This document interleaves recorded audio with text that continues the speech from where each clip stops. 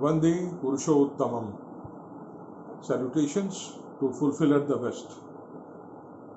Today is Sri Krishna Janmashtami, the Advent day of Sri Krishna. Sri Krishna is one of our ancestors whom we respect as God, as Bhagavan in human form. Whatever we know about God and we hear or read in the books, all that is abstract ideas. All that the people in the time of Sri Krishna saw that in the physical personality of Sri Krishna. That's why we call him God. We could feel that attributes, what we read in the books of God or a perfect human being. That's why we respect him as God. But he was a historical figure with godly qualities. That's why we also call him fulfiller, the best. Purushottamam, the best Purush, the best man. Now, today being his Advent day, today is also the second anniversary of this YouTube channel of Aryakrishti Vedic Vigyan. It's a mission of the Vedic culture, of the Indian Vedic culture, which is basically universal in nature. It's for all humankind. So we are using this opportunity to discuss a very important subject, that whether we choose our parents, family, or the place or the time of our birth. Generally, we all talk, whenever we talk about the our human birth, we always say that it's not we who have chosen our parents, our place of birth or family, or anything related to them. It happens at random. All the social scientists, whenever they discuss the social issues or the condition of people or quality of individuals in scientific matters, social matters, political matters, we always talk that the human birth is accidental. Nobody determines, nobody chooses who his parents will be. But Sri Krishna described this method, this science, technology, by which it is every individual who decides who his parents will be. It is upon his actions depends who his parents will be or the next birth will be. Though this rebirth is not accepted by modern science, but all over the world we know that there is rebirth. Those who know that there is a soul, and soul is not body. I am not my body. The body is a part of me. The body belongs to me. But this is a different topic. We will not pick up this topic of soul. Apart from Sri Krishna, the sages of India, the Vedic seers in India, and also in many countries abroad, they have discussed rebirth and soul, and many of the scientists also they have spoken about, and there are so many books which people talk about that, and they are very famous. They have been bestsellers. People read about them. And in last century, there was a seer whose name was Sri Thakur Anukulchandra. His advent took place in 1888, in that time of undivided India in East Bengal. And he passed away. He left his mortal frame in Devghar, which was then in Bihar state. Now it's in Jharkhand state of India. It's called Devghar. It's a place of pilgrimage also. Badrinath Dham, one of the places of Jyotirlingam, Shiva Lingam, very famous. So he also expounded this entire concept. He expanded this concept, in fact, modern terms, using modern terms. What was earlier described by Krishna and many other seers in the Vedic culture, in Vedic Dharma. So we will pick up from what Sri Krishna says in Gita. Now we know what Gita is. Gita is the compilation of the conversation between Sri Krishna and Arjuna right in the battlefield of Mahabharata. When Mahabharata war was beginning and Arjuna had to fight his own family members, his own kith and kin, and so when he arrived in the battlefield and both the armies were ready, Arjuna wanted to see who his enemies are on the other side. He requested Krishna, Krishna, take my chariot right in the middle of both the armies so I can behold who have come to fight against me. And when he saw his own ex-teachers, his own great-grandfather, his own cousins, all ready to fight with him, he was filled with remorse. And he said, even if I am right, I don't want to fight. And he gave up at that time. And that time, Shri Krishna preached him a lot of things, the science of life, what a person should do, how this nature, and in that discussion, the entire creation process, how this physical manifestation comes into existence, who we are, our identities, and everything, lot of things were discussed, which are just so everything about life, what we should do. We learn from this. So this is basically a part of Mahabharata, but it's compiled separately and it's called Gita. Krishna and Arjuna. One of the sayings of Sri Krishna while talking to Arjuna, I'll just quote it from there. It's in Sanskrit. Yang vapi swaran bhavam tyajyatyante kalaivaram tang tamevati kaunteya sada tad bhava bhavita. I'll repeat it again. Yang vapi swaran bhavam tyajyatyante kalaivaram tang tamevati kaunteya sada tad bhava bhavita.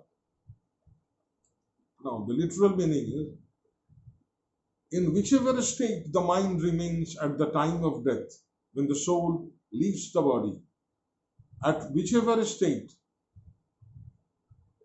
in whatever state the mind remains, the same state of mind and with that same temperament, the person will get their next human life, next birth. Means, every individual, in whichever state of mind, in whichever thought they have been engrossed, while leaving their soul in the previous life, they will be born with the same temperament, with the same thought being predominant in their lives. And they will get a body accordingly. Now, let us come to how the conception takes place. We all know that man and woman, male and female, they create the human body. Now, what happens at the time of conception? There are millions of sperm cells, and the ovum is one. Normally, I'm talking about normal state. Normally, there are millions and millions of sperm. They all run to meet or fertilize a single ovum. And that ovum chooses just one out of those millions. We can say that struggle of life, the rat race begins right at that time of fertilization when millions of people are competing just for one seed. We see in India, when government jobs are announced or any particular job is announced, there are millions of applicants for a single job, and the best and the most suitable candidate is selected. In this case, by the ovum, and it's the woman. She is a woman, so we'll call it she. The woman selects the soul out of million candidates to give human body. Now, every sperm has life. But modern science will not give the answer that how every sperm cell becomes alive, from where the life comes. The entire biology, entire modern science of biology will talk about all life processes, but it won't answer from where the life comes, the origin of life in a body of any living being.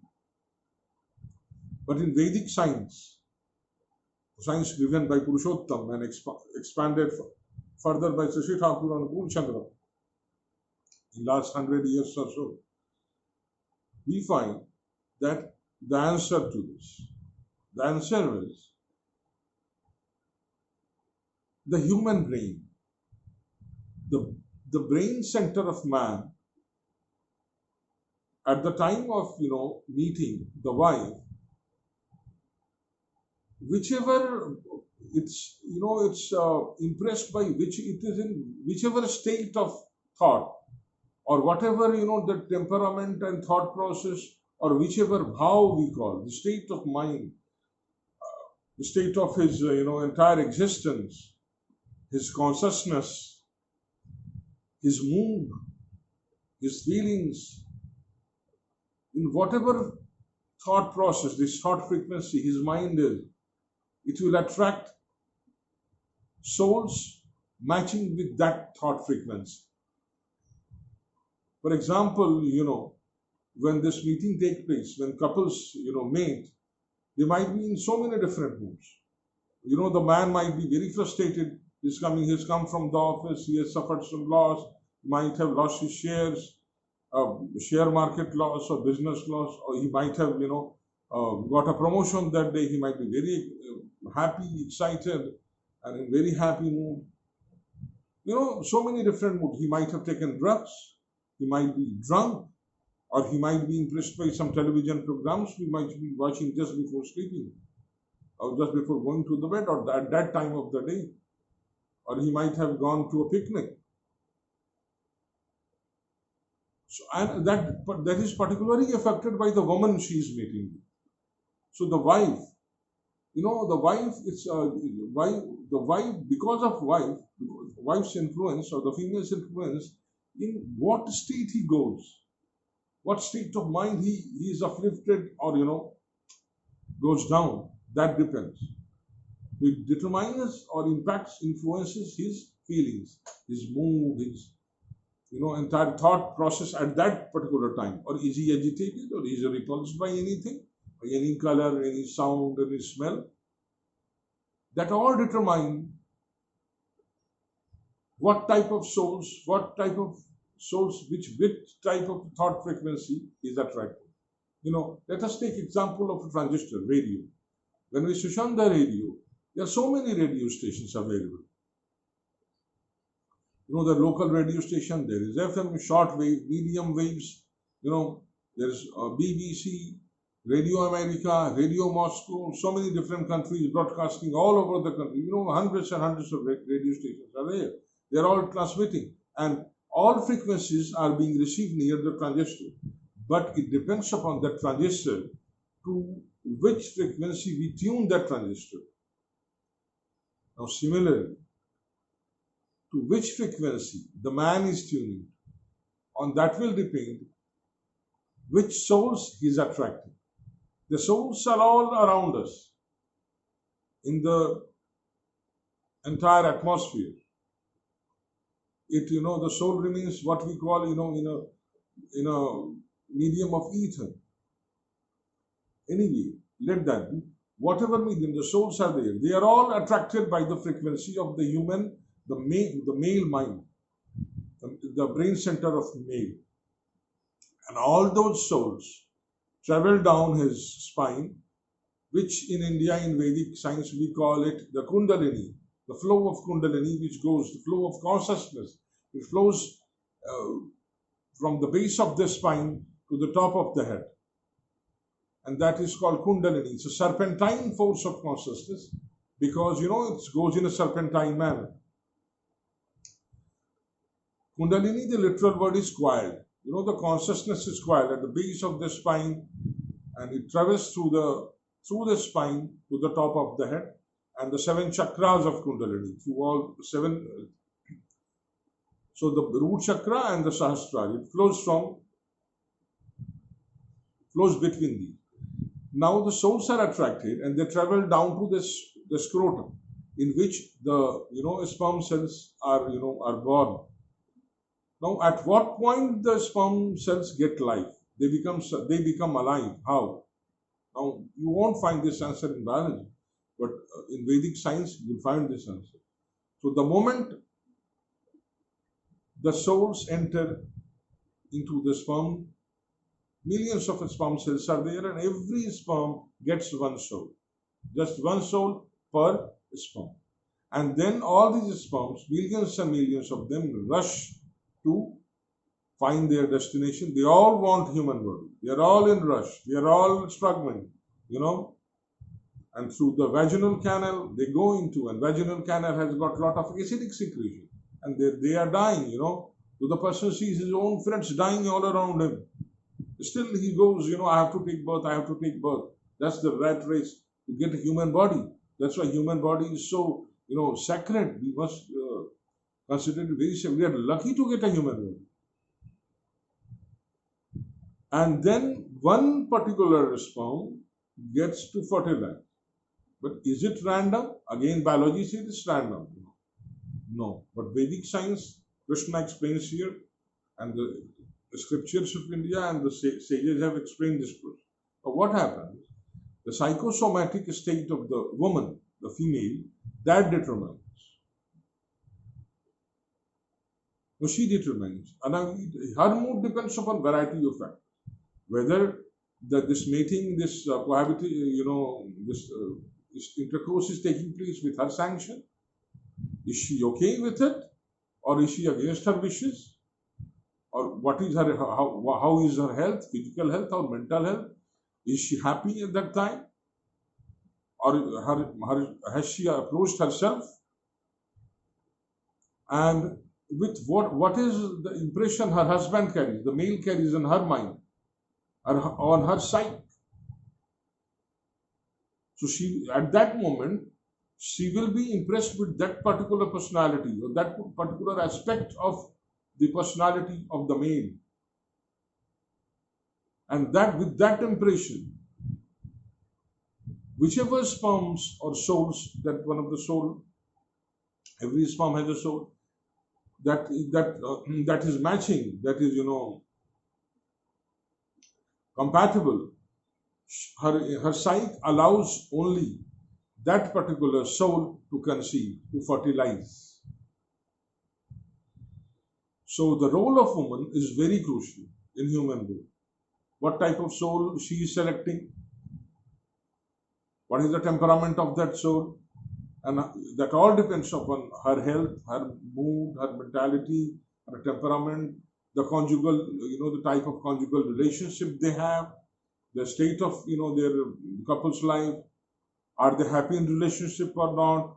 They are very happy, and whether they have entered into with all eagerness, or have they been forced, any one of them? So then the marital life will not be happy. So we need a very good married life, very good relation with husband and wife. Then only the good children are born, with good temperament, healthy temperament, with good quality. And they should be compatible also. Husband and wife, compatibility has to be, there. In many countries, particularly in India, there has been tradition, the girl is forced to marry a particular person. That is not right. And that is not according to Indian tradition. Indian tradition, since time immemorial, has given total liberty to the girl to choose. She has to choose whom she likes. Then only she will be happy. And then she will be able to bear good children, good quality children. And if a couple has 5 children, and all 5 will have slightly different temperament. Not slightly, they can have very different temperament. So they are same couple with same genetic makeup, giving birth to 5 children of different temperaments. Why it happened? Because the mood and the temperament and each of the conceptions, their conception, have been different. Mood and temperament, state of mind remains all in constant flux all the time. So at one particular time of conception, what was the state of mood, of thought? What was the state of mind? Was it in a higher state, or thinking about the baser instincts, or is it thinking about grosser things, or burdened with worries? Or some negative feeling of jealousy, hatred, lust, attachment to material things, or lower things of life, or whether the mind was in a much higher state, thinking about doing something good, about some scientific research, or serving the society, or doing good for others, with full of love, full of high qualities of life, higher things of life. Then Similarly, similar kind of soul will be attracted in a similar state of mind. So now what is happening, what we see here, that the person who has taken birth, he has taken birth with that set of parents only because his actions, his karmas of previous life and his state of mind at the previous death has been like that, has had the signature temperament of his previous life, his aims of previous life, his unfulfilled desires, everything. All that became very prominent at the time of his death. He remains in that state of mind till he gets a similar kind of birth, with similar kind of genetic lineage. So everything, if I have a particular set of parents in this life, it's all because of my own actions. The family, the country, the kind of family, with what type of material positions it has. It's a teacher's family, or a cobbler's family, or a president's ruler's family, or whichever family. It's all because of our own thoughts, own actions. Whatever happens in our life is because of our own actions, even our birth. And when we get that family, we get that set of parents, in a particular set of ancestors, we can't change them. We can't change our parents throughout our life. We can't change our genetic inheritance. Whatever we have inherited, that genetic qualities, that we can't change it. Another very important aspect here is that when we are talking about this conception and the male and the female, the parents, this can be in any species, not necessarily human being. So if a human being, if a particular person who has been very bad, a corrupt person or a murderer, or always thinking bad about others, how to cheat others, if such kind of person marries, most probably he'll end up being attracted as a soul in the body of some insect. So his next life might end up like that of an insect, like an earthworm, or any animal. Maybe he can become an elephant, or if he is very aggressive, he can get a lion's body. He may become, a bird. Or he may be born as a human being. But what type of human beings? All human beings are not of the same type. 100% identical humans are impossible. 100% equality is impossible in this world. So every person, good or bad, it doesn't matter. Whatever he is responsible for everything in his life. Whatever happens to him is the consequence of his own actions. And so we should be always responsible. The message is very, sublime. The message is, whatever we are doing, the karma theory, whatever we are doing, will reap the consequences of all our actions. We cannot evade it. We may forget it, the nature will not forget. And this nature is the science and technology with what we call God. God is not, the nature is a tool in the hands of the God. God has created this natural process, the science, these technologies of nature. They are all the processes by which God operates. God is not somebody sitting out there in the sky doing miracles. He works through a process. And Vedic science believes that nothing in this creation is by chance or random or miracle. No, absolutely not. Everything has a rationale.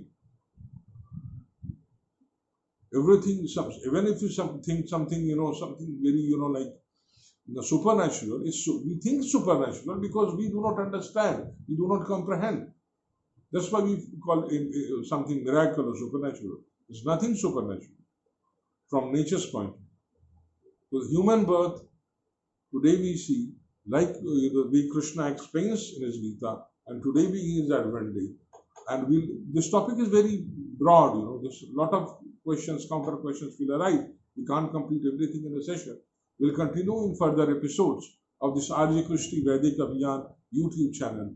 So please like this video, please subscribe to it, press on the bell icon, you will get constant notifications whenever a new video comes up, and please share with your friends all over the world so that they can understand this view. And thank you so much for watching this video. Vande Purushottam.